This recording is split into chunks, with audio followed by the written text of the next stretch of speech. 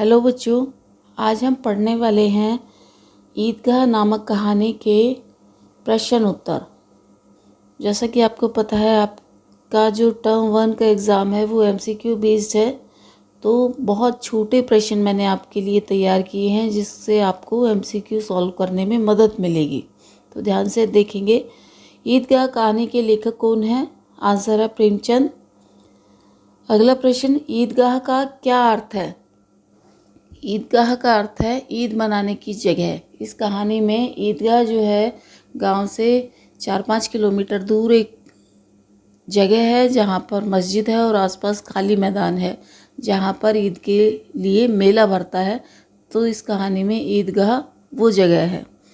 कितने रोज़ों के बाद ईद आई थी? 30 रोज़ों के बाद ईद आती है।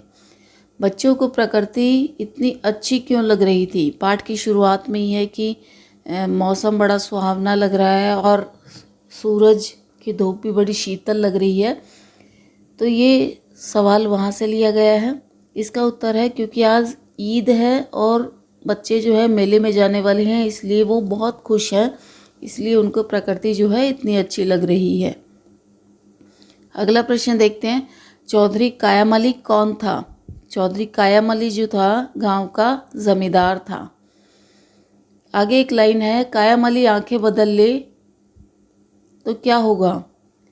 आंसर है ईद का त्यौहार जो है मुहर्रम में बदल जाएगा।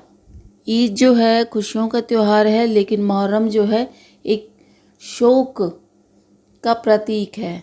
तो यदि कायम अली जो ज़मींदार है गांव का, वो उन्हें पैसे ना दे ईद मनाने के लिए, तो किसी के घर में ईद नहीं मनेगी और मुहर्रम जैसा दुख या मुहर्रम जैसा शोक उनके घरों में छा जाएगा। तो कायम अली यदि कोऑपरेट ना करे, वो लोगों को पैसे ना दे, तो ईद का त्यौहार जो है मुहर्रम में बदल जाएगा। अगला प्रश्न है, हामिद कितने वर्ष का है? हामिद जो है इस कहानी का नायक है, उसकी उम्र है 4 या 5 साल। अगला प्रश्न है, हामिद किसके साथ रहता है और क्यों रहता है उसके साथ? हामिद जो है अपनी दादी अमीना के साथ रहता है क्योंकि उसके माता पिता की मृत्यु हो चुकी है। पिता की मृत्यु का कारण बताया है कि हैजे से मृत्यु हुई है और माँ की मृत्यु का कारण बताया है कि पिता के चले जाने के दुख में माता भी कुछ दिनों बाद जो है उनकी भी मृत्यु हो जाती है। अगला प्रश्न देखते हैं, हामिद अपनी उम्र से इतना अधिक समझदार क्यों है? छोटा बच्चा है 4-5 साल का, लेकिन उसकी बातों से लगातार हमें लगता है कि वो बड़ा समझदार है, बड़ों जैसी बातें करता है, तर्क उसके इतने सॉलिड होते हैं। तो इसका ये आंसर है कि अभाव उम्र से पहले ही व्यक्ति को समझदार अथवा परिपक्व बना देता है। अभाव है, उसके घर में माता पिता हैं नहीं और दादी बड़ी मुश्किल से अपना गुजारा करती है। तो जो गरीबी देखी है, जो अभाव देखा है, उससे व्यक्ति उम्र से पहले ही समझदार हो जाता है। अगला प्रश्न देखते हैं, हामिद की दादी हामिद के माता पिता के बारे में क्या झूठ बोलती है? हामिद की दादी उसको बच्चे को दिलासा देती है और ये कहती है कि उसके माता पिता जो है पैसे कमाने गए हैं और एक दिन ढेर सारा पैसा और ढेर सारे गिफ्ट्स लेकर वापस लौटेंगे। हामिद को ईद के मेले में जाने के लिए कुल कितने पैसे मिलते हैं? आंसर है 3 पैसे मिलते हैं। अगला प्रश्न, अमीना क्या काम करके अपना गुजारा करती थी? अमीना जो है लोगों के कपड़े सिलकर अपना गुजारा करती थी। अगला क्वेश्चन देखते हैं, बच्चों के अनुसार हलवाई की मिठाइयाँ कौन खरीदता होगा? जैसे बच्चे मेले में जाते हैं, मेले की शुरुआत में ही हलवाइयों की दुकानें आनी शुरू होती हैं, ढेर सारी मिठाइयाँ उनकी दुकानों पर सजी होती हैं। तो बच्चों को आश्चर्य होता है इतनी मिठाइयाँ किसके लिए है? तो एक बच्चे से उत्तर आता है कि जिन जो है वो इन मिठाइयों को खरीदते होंगे। रात में जो है इन दुकानों पर जिन्न आते हैं और वो ये सारी मिठाइयाँ खरीद कर ले जाते हैं। अगला प्रश्न फिर उपस्थित हुआ कि जिन्न रहते कहाँ हैं? आंसर है चौधरी कायम अली जैसे लोगों के पास। जो ताकतवर लोग हैं, जो पैसे वाले लोग हैं, बच्चों के अनुसार इनके कब्जे में बहुत सारे जिन्न हैं, तभी ये लोग इतने ताकतवर हैं और इतने पैसे वाले हैं। अगला प्रश्न देखते हैं, चौधरी के कब्जे में जिन्न हैं, ये कैसे पता चला? बच्चे आपस में जिन्नों की बात करते हैं तो एक बच्चा कहता है हमारे चौधरी कायम अली के पास भी, उनके कब्जे में भी बहुत सारे जिन हैं। तो दूसरा उसका जवाब देता है कि कैसे पता लगा उनके पास जिन है? चौधरी चोरों का और चोरी के सामान का तुरंत पता लगा लेते हैं। किसी के घर में चोरी हो गई है तो वो तुरंत जो है कायम अली के पास जाते हैं और कायम अली चोर का भी पता लगा लेंगे और चोरी के सामान का भी पता लगा लेंगे। छोटे बच्चे हैं, उनको ये मालूम नहीं है कि चोरी के पीछे जो है कायम अली का ही हाथ होता है। पुलिस किन लोगों के साथ मिली होती है? ये बातें जो है बच्चों की बातें चल रही हैं। पुलिस किन लोगों के साथ मिली होती है? चोर और डाकुओं के साथ मिली होती है पुलिस। कैसे पता चलता है कि पुलिस चोरों के साथ मिली है? इसका आंसर भी एक बच्चा ही देता है कि मोहसिन नाम है उस बच्चे का। मोहसिन कहता है कि मेरे मामा सिपाही हैं, 20 रुपये उनका वेतन है और अपने घर वो 50 रुपये भेजते हैं। तो इसका ये मतलब है कि वो चोरों से मिले हुए हैं और उनसे रिश्वत पाते हैं। अगला प्रश्न, जो ये चोर और पुलिस वाली घटना अभी चल रही है उसी के ऊपर आधारित है। बुरे कार्यों का फल हमेशा बुरा ही होता है, कैसे? प्रेमचंद ने कुछ बातें लिखी लेकिन फिर अपना व्यू दिया, अपना दृष्टिकोण दिया कि ऐसा नहीं करना चाहिए। समाज में जो लोग हैं जिनके पास कुछ पावर है या जिनके पास पैसा है, उनको ये नहीं करना चाहिए। बुरे कामों का हमेशा बुरा फल होता है। तो ये सिद्ध करने के लिए उन्होंने उस कहानी में आगे बताया कि भ्रष्ट सिपाही के घर में आग लग गई और जो कुछ था वो सब कुछ जलकर राख हो गया। इस तरीके से हमें पता लगता है कि यदि हम बुरे कार्य करेंगे तो उसका फल हमेशा बुरा ही होगा। अगला प्रश्न देखते हैं, नमाज की प्रक्रिया की तुलना किससे की गई है? अब ईदगाह में सभी बच्चे पहुंच जाते हैं, फिर वहां नमाज का दृश्य आता है। तो जैसे ढेर सारे लोग होते हैं सफ़ेद टोपी पहने हुए, सब एक मुद्रा में बैठे हैं, एक साथ एक आवाज़ पर अपना सिर झुकाते हैं, एक साथ एक आवाज़ पर अपना सिर उठाते हैं। तो इसकी तुलना की गई है बिजली के बल्ब जलने और बुझने से। ऐसा लगता है कि मानो जो है सैकड़ों बिजली के बल्ब एक साथ जले फिर एक साथ बुझे। इस नमाज की प्रक्रिया की तुलना बिजली के बल्ब के जलने और बुझने से की गई है। इस्लाम भाईचारे का संदेश कैसे देता है? नमाज का ही दृश्य है। लेखक बताता है कि मस्जिद में नमाज के समय सभी बराबर होते हैं। वहाँ जाति पाति का या पैसे का कोई लेना देना नहीं है। जो जिस समय आया वो उसी समय लाइन में लग करके अपनी नमाज अदा करता है। अगला प्रश्न है, मेला शुरू हो जाता है, सभी बच्चे इधर उधर मेले में घूमने लगते हैं, तो कुछ बच्चे झूला झूलने लगते हैं।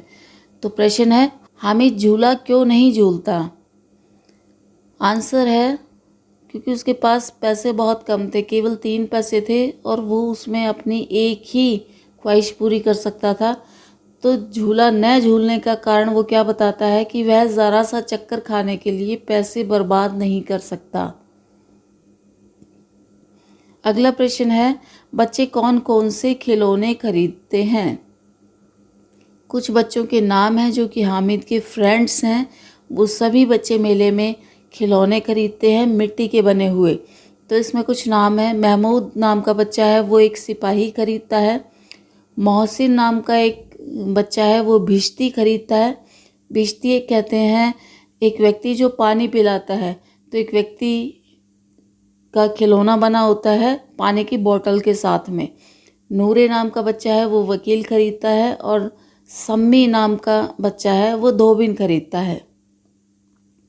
अगला प्रश्न है, हामिद क्या खरीदता है? इसका उत्तर है हामिद एक चिमटा खरीदता है और वो चिमटा जो है 3 पैसे का होता है। मेले की ही बातें चल रही हैं। मोहसिन हामिद को कैसे चिढ़ाता है? अभी तक हामिद ने चिमटा नहीं खरीदा होता है, तो बाकी बच्चे जो हैं खिलौने खरीदने के बाद बचे हुए पैसों से मिठाइयाँ खरीदते हैं। तो मोहसिन जो है खाने के लिए रेवड़ियाँ खरीदता है और वो हामिद को बुलाता है देने के लिए। मुट्ठी में भरकर रेवड़ियाँ हामिद को बुलाता है देने के लिए, लेकिन वो देता नहीं है। इस प्रकार सभी बच्चे हामिद का मजाक उड़ाते हैं। हामिद मिठाई ना खाने के लिए कौन कौन से तर्क देता है?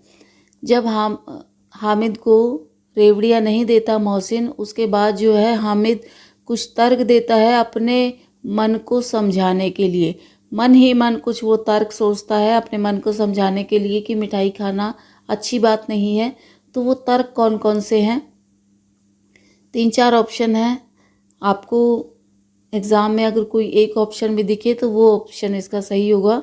हामिद मिठाई ना खाने के लिए तर्क देता है कि मुंह सड़ जाएगा, जो बच्चे मिठाई खाएंगे उनके मुंह पर फोड़े फुंसियाँ निकल आएंगी, मिठाई खाने से उसकी आदत पड़ जाएगी और ज़बान चटोरी हो जाएगी, और जब ज़बान चटोरी हो जाएगी तो लगातार घर से चोरी करने की आदत पड़ जाएगी। अगला प्रश्न है, हामिद चिमटा क्यों खरीदता है? इसका उत्तर है क्योंकि उसकी दादी की उंगलियां जो हैं रोटी पकाते समय जल जाती थी। दादी बूढ़ी है, उसको थोड़ा कम दिखाई देता है, उसके पास चिमटा नहीं है, जब वो खाना पकाती है तो उसके हाथ जो है जल जाते हैं। अगला प्रश्न है, चिमटे और दुआ का क्या संबंध है? ये मिसप्रिंट हो गया थोड़ा सा। चिमटे को देखकर दादी जो है दुआ देगी और बड़े लोगों की दुआएं जो हैं सीधी ईश्वर के पास जाती हैं। चिमटा खरीदने से पहले जो है हमें सोचता है कि चिमटे को देख करके दादी जो है खुश होगी और वो उसको दुआएं देगी। दुआएं जो है बड़े लोगों की सीधी अल्लाह के पास जाती हैं। सभी खिलौनों पर चिमटा भारी कैसे पड़ा? सभी बच्चों ने मिट्टी के खिलौने खरीदे लेकिन चिमटा लोहे का था, इसलिए चिमटा जो है सब पर भारी पड़ा। चिमटे को रुस्तम हिंद क्यों कहा गया? सभी बच्चे आपस में बातें करते हैं, मिट्टी के खिलौनों को एक दूसरे से कंपेयर करते हैं। उसी टाइम जो है हामिद अपने चिमटे की विशेषताएं बताता है। वो कोशिश करता है अपने चिमटे को मिट्टी के खिलौनों से बेहतर सिद्ध करने की। इस सीक्वेंस में वो कहता है कि यदि यहाँ कोई शेर आ जाए तो तुम्हारे मिट्टी के खिलौने उसका कैसे मुकाबला कर पाएंगे? और चिमटा जो है किसी शेर से भी लड़ सकता है। ये चिमटा जो है किसी शेर की गर्दन पर सवार हो सकता है और उसकी आंखें निकाल सकता है। इसलिए जो है उसने अपने चिमटे को नाम दिया रुस्तम हिंद। अगला प्रश्न है, बच्चे उसको कह के चिढ़ाते हैं कि तुम्हारा चिमटा जो है लोहे का है, इसका मुंह जो है रोज़ आग में जलेगा, इसको रोज़ आग में जलना पड़ेगा। तो हामिद उसको कहता है, प्रश्न है, आग में कौन कूद सकता है? हामिद उसको कहता है कि आग में वही व्यक्ति कूद सकता है जो कि बहादुर हो। कैसे पता चलता है कि सभी बच्चे हामिद के तर्कों से और चिमटे से प्रभावित हो गए? सभी बच्चे जो हैं एक एक करके अपने खिलौनों की विशेषताएं बताते हैं मिट्टी के खिलौनों की, लेकिन जब हामिद की बारी आती है तो हामिद सभी मिट्टी के खिलौनों से अच्छा अपने चिमटे को साबित कर देता है अपने तर्कों के द्वारा। और वो बच्चे जो हैं कन्विंस भी हो जाते हैं क्योंकि मिट्टी के खिलौने लोहे के चिमटे के आगे नहीं टिक सकते। तो क्या होता है, सभी ने बारी बारी अपने खिलौने हामिद को दिए और बदले में चिमटा लिया थोड़ी देर खेलने के लिए। अगला प्रश्न है, मिट्टी के खिलौनों का क्या हश्र हुआ? मिट्टी के खिलौनों का जो हश्र हो सकता है वही हश्र हुआ।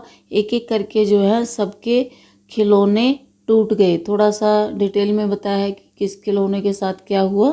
ये आप अपने बुक में पूरी स्टोरी पढ़ सकते हैं कि किस के खिलौने के साथ क्या हुआ, लेकिन एंड रिज़ल्ट ये निकला कि कुछ ही दिनों में सबके खिलौने जो है टूट गए। अमीना को चिमटा देखकर कैसा लगा? जैसे उस बुढ़िया ने चिमटा देखा उसको गुस्सा आया कि ये बेवकूफ़ बच्चा क्या खरीद कर लाया है। इतनी मुश्किल से उसने उसको 3 पैसे दिए। अमीना को लगा ये कितनी यूज़लेस चीज़ खरीद कर लाया है। अगला प्रश्न, जब हामिद ने चिमटा लाने का कारण बताया तो अमीना को कैसा लगा? जब हामिद ने अमीना को बताया कि चिमटा जो है वो उसके लिए खरीद कर लाया है क्योंकि उसकी उंगलियां जल जाती हैं खाना पकाते समय, तब अमीना का क्रोध जो है स्नेह में बदल गया और उसकी आंखों से खुशी के आंसू बहने लगे। अगला प्रश्न, बुढ़िया अमीना बच्ची अमीना कैसे बन गई? जब हामिद ने चिमटा लाने का कारण बताया तो वो उसकी आंखों से जो है आंसू बहने लगे और वो बच्चों की तरह रोने लगी।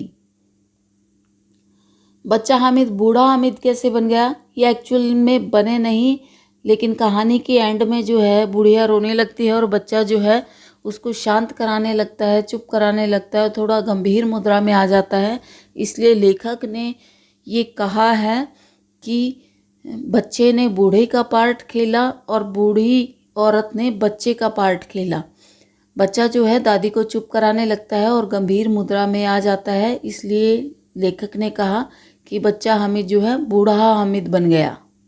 अगला प्रश्न देखते हैं, हामिद आंसू और दुआओं का रहस्य क्यों नहीं समझ सका?